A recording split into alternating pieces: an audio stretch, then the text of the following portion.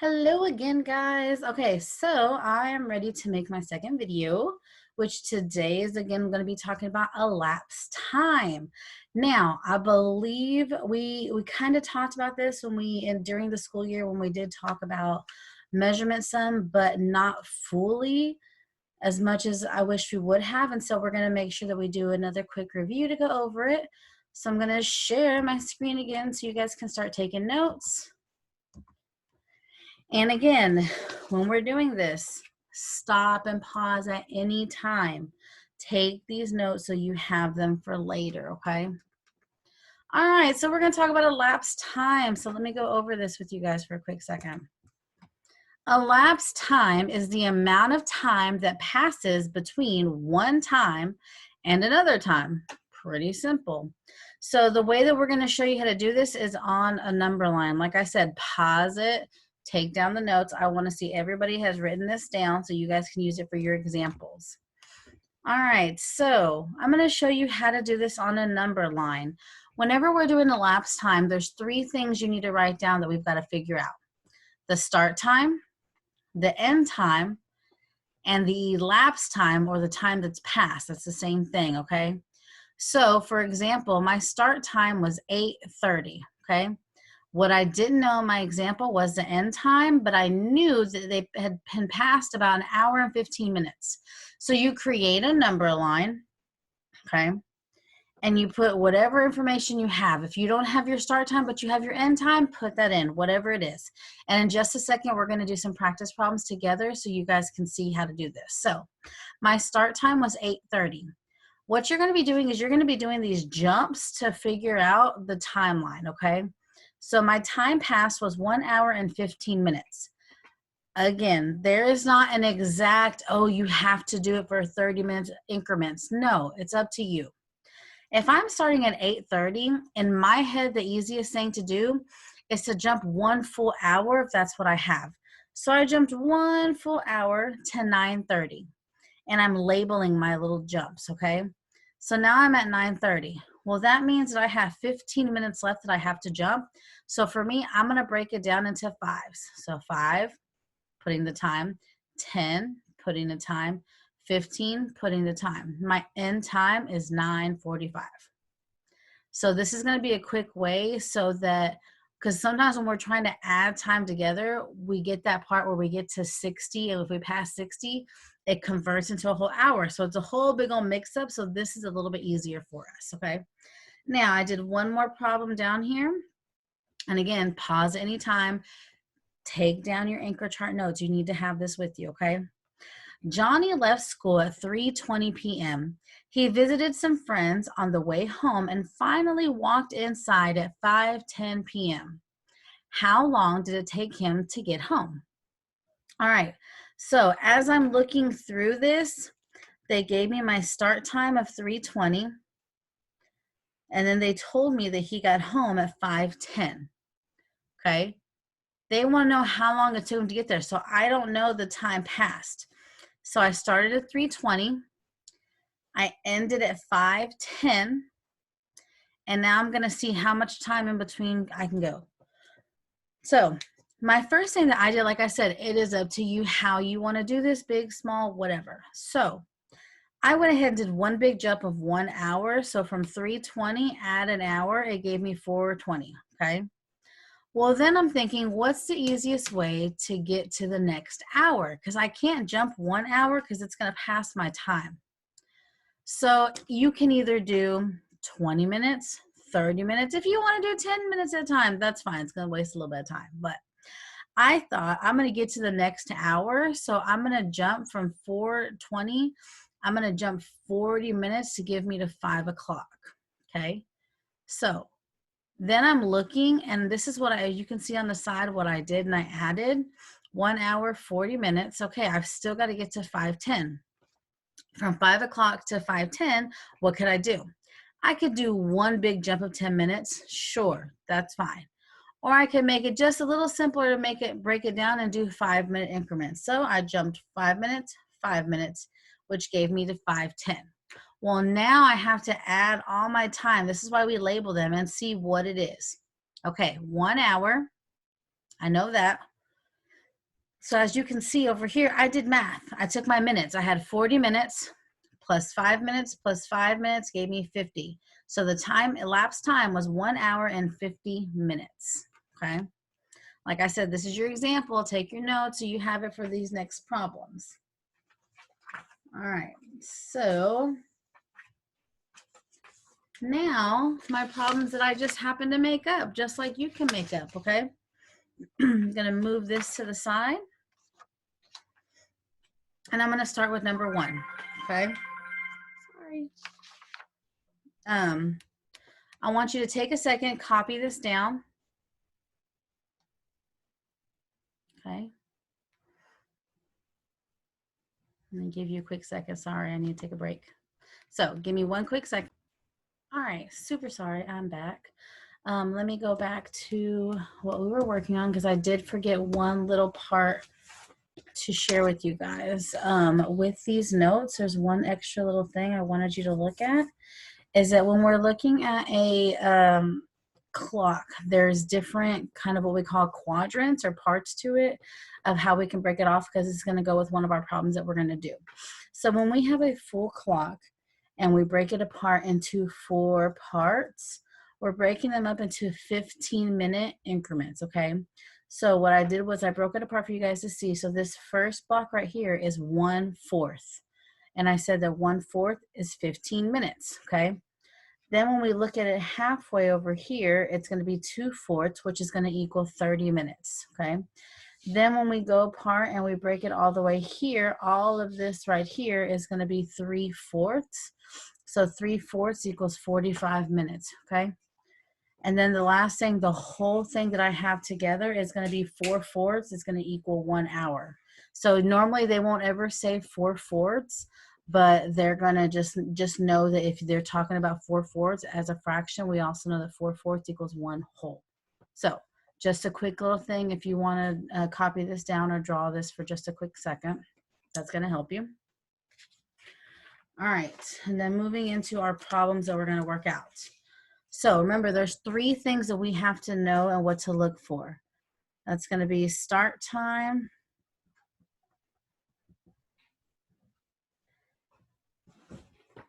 end time, and then of course the elapsed time.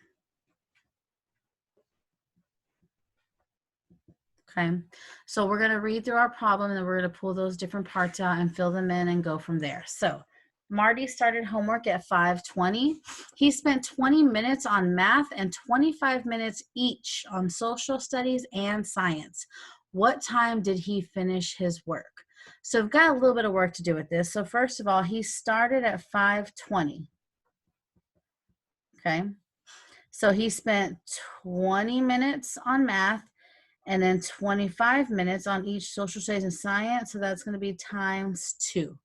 So I've got a little bit of work to do before I get started. So 25 times 2, that's 50 minutes.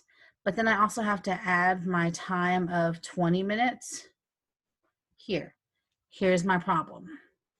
This is what I talked about. When I add these together, I've got 70. I know that once I pass 60, that changes, okay? I don't know my end time, so I've got to figure this out. So what I'm going to do is I'm going to kind of convert a little bit because I know that 60 is the max I can do. So if I'm going to pull out the 60, which is going to be 1 hour, okay? And that leaves me with 10. What's left over is the minutes, okay? So that means my elapsed time is 1 hour and 10 minutes, okay? So then I'm going to create my number line. And remember, it don't need to be pretty, it doesn't need to be straight, it just wants to get the job done. So my start time is 5:20. I don't know my end time, so now I'm going to start working through. I've got 1 hour. I'm going to take one big old jump. And like I said, you don't have to do this. You can break it up any way you want. I'm going to label it as 1 hour. When I add 1 hour to 5:20, that gives me 6:20. Well, then I've got 10 minutes to jump. So if I wanted to, I'll probably just do one jump of 10 minutes. And I add 10 minutes to 6:20. That gives me 6:30. So my end time will be 6:30. Okay. All right. Moving on to number 2. Kayla takes her daughter to the Dallas Aquarium.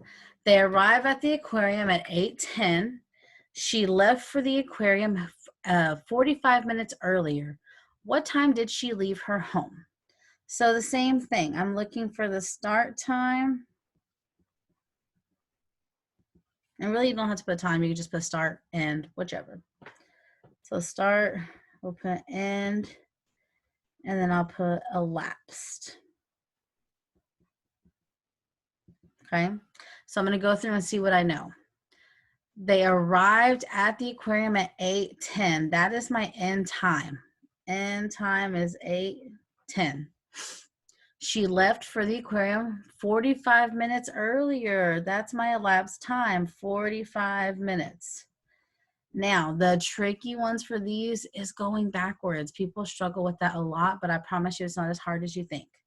All right, so I'm trying to figure out the start time. What time did she leave her house? So I'm going to create a number line. I know my end time is 8:10. And then I'm just going to start jumping back. And for me, what I would suggest is go small for going backwards, because if not, you're going to confuse yourself. So I'm actually going to jump in increments of 10 minutes. So if I jump back 10, that's going to give me 8 o'clock. Okay.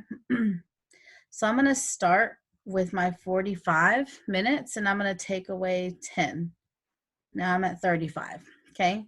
I'm going to jump back another 10 minutes and I'm going backwards. If it's 8 o'clock and I go back 10 minutes, that puts me into a lower hour of 7, and then back is going to be 7:50. Okay, minus another 10. So I'm keeping track of how much time I'm going through. Okay, I'm going to jump another 10, which still puts me at 7 minus 10 is 7:40. Okay, so I've got 15 minutes left to go. I'm going to jump back another 10 minutes. So I'm still at 7:40 minus 10 is 7:30. So I'm taking away another 10. I have 5 minutes left, so that's going to be just one little jump of 5 minutes. It's going to put me at 7:25. So she left the house at 7:25. So you see how I'm keeping track of my time when I have to go backwards, so I don't confuse myself, because that's a big thing that a lot of us will do. All right. Okay, next ones. All right, we got 2 more problems, guys, and then we're done. Well, I'm sorry, 3 more problems. I forgot the little ones are smaller. Number 3, Brandon leaves his school at 9:25 to go to the doctor and get lunch. After doing both, Brandon gets back to school at 1:15. How long was Brandon gone? All right, start. Do I know my start? He leaves at 9:25. Okay. And he gets back at 1:15. Elapsed time. So the time passed. I don't know that yet, so that's what I'm trying to figure out. So I'm going to create my number line. The start time was 9:25. The end time was 1:15. How much time is in between? Okay, so I'm going to take some pretty big jumps because I'm looking at 9 to 1. So I think I'm going to jump 1 hour, which gives me 10:25. And you're going to realize when you do this, like, ooh, maybe that was too big. Maybe I didn't have enough room. That's okay. So I'm going to make them smaller. 1 hour, 11:25. 1 hour, 12:25. But then if I jump another hour, that'd put me at 1:25, and I don't want to do that. So I'm going to do 20 minutes. So if I add 20 to 25, that puts me at 12:45. Okay. I know that I'm going to actually do it this way. Ugh, I know it's kind of tight. 15 minutes puts me at 1 o'clock, which means if I jump one more 15 minute, I'm at 1:15. So now's the time. And again, I know you're kind of like, oh, that's kind of hard to read. I get it. 20 minutes, 15, and 15. Whatever makes sense for you. Let me see if I can make this a little bit less blurry at the end. There we go. Beautiful. Okay, so now I've got to add all my time up to see what I've got, okay? I've got 1 hour, 2 hours, okay? 3 hours. I'm going to add those together, so that's 3 hours. Then I'm going to add my time. I jumped for 20 minutes, okay? I jumped for 15 minutes, and then I jumped another 15 minutes. I'm going to add those together. 5 and 5 is 10. Bump that. So 2, 3, 4, 5. So this is my minutes. So my elapsed time is 3 hours and 50 minutes. Okay.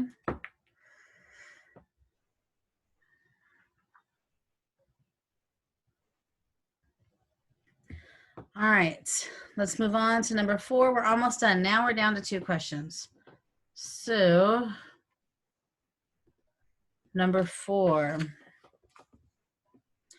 Michaela wanted to take a 1 3/4 hours nap.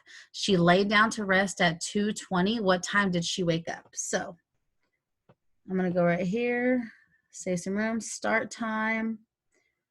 She laid down to rest at 2:20. Okay.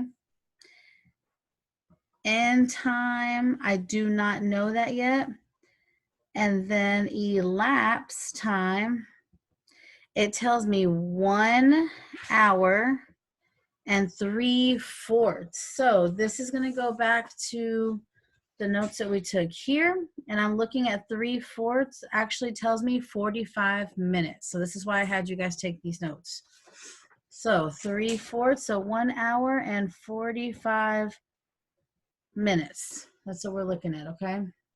So then I'm going to create a number line to now go with that. This is why, again, I really wanted you guys to copy that down. So you're like, wait, 3/4, what does that mean? It's in the notes. All right, so my start time was 2:20. I don't know an end time yet, but I know I'm jumping 1 hour and 45 minutes. So I'm going to do one big jump right here of 1 hour. When I add an hour to 2:20, that puts me at 3:20. And then you can break it up any way that you want to, okay? Doesn't matter. So I'm going to do 20-minute increments. So 20 minutes. Add 20 minutes to 3:20. That's going to give me 3:40. So again, on the side, I'm going to keep track of how much I'm adding. So I took away 20 minutes. So that leaves me with 25 more minutes to go. So I'm going to jump another 20 minutes. So from 3:40, add 20 minutes. That actually gives me to 60, which means it's 4 o'clock. So let me take that away, and I've got a 5-minute jump left. So 5, and that's going to put me at 4:05. So my end time is 4:05. All right. So hopefully you guys see this. All right, one more left, and then we're done, and hopefully you're going to be a master at elapsed time. All right, here we go. Amelia is training for a biking marathon. She rides for 2 1/4 hours every Saturday. If she must be home by 11 o'clock, what time does she need to leave? So we're going to start here. Do we know a start time? No. Okay, so that's what we're going to figure out. End time. We know she has to be home by 11 o'clock. Elapsed. It tells me 2 1/4 hours. So I'm going to go look one more time. At that 1/4 means 15 minutes. It's this block right here because this right here is 15 minutes. So elapsed time is 2 hours, 15 minutes, okay? All right, so now I'm going to create my number line, and I know I don't have a lot of space down here, so that's why I was going to be kind of tiny. All right, so I don't know a start time, but I know my end time is 11 o'clock, which means I'm going to have to go backwards. So again, little jumps, big jumps, whatever you're comfortable with to do that, okay? So my first jump, I'm actually going to jump 1 hour because this is going to take away here. From 11 o'clock, I go back. It's going to give me 10 o'clock. Then I'm going to jump 1 more hour. So one more jump back from 10 is 9 o'clock, okay? So I've got my hours down. Now I'm moving to my minutes, okay? I'm going to do 5, 5, 5, okay? So from 9 o'clock, take away 5 minutes. That put me at 8:55. Take away another, that put me at 8:50. And then the last one is going to be 8:45. So her start time, she would have to start at 8:45. Okay. All right. So like I said, create your own problems, guys. In the packet, if you were able to pick it up, sorry, let me grab it real fast. This is the work that was given in there, which the difference is it just tells you clock A, clock B, so start and end, and it'll tell you how much time has passed. So this page is going to be finding the elapsed time. And then same thing here, front and back. These are just some problems for you to use to figure out the elapsed time on this if you have the packet. If not a big deal. Create your own word problems, okay? And then I added one sheet in here that had the different type of word problems, front and back. If you happen to get some of these done, I would love for you to take a picture showing me your work and again, sending it to me. Now, if you don't have these and you don't have the packet, not a big deal. Like I said, create your own problems. I want to see what kind of mathematicians that we have. And so I would love, again, to give you a shout out on Facebook or even on the YouTube channel, whichever, my next video, to show who's actually doing the work like they're supposed to. So I am looking for it. I'm keeping an eye out. The other teachers know that I'm looking for that work. So if they get pictures, they're sending it to me so I can look over it and go from there, okay? And it's very easy for me to show it on my dot cam over here to where I share my screen and I can show the pictures that we have, okay? So any kind of questions, you guys are more than welcome to comment on here. You can ask questions on the Facebook page. If you want more specific and you would like to Zoom chat with me, you are more than welcome to reach out and ask your teacher if I'm not your teacher, and just kind of go from there. So this week we did 2 things. Actually 3. So Tuesday we did area and perimeter, and then today we did converting measurement and we did elapsed time.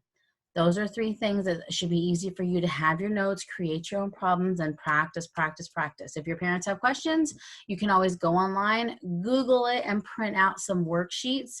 But if for some reason you are having trouble finding them, please ask. We can send you all kinds of things that we can email it to you since we can't give it to you face-to-face. And so just reach out for anything like that.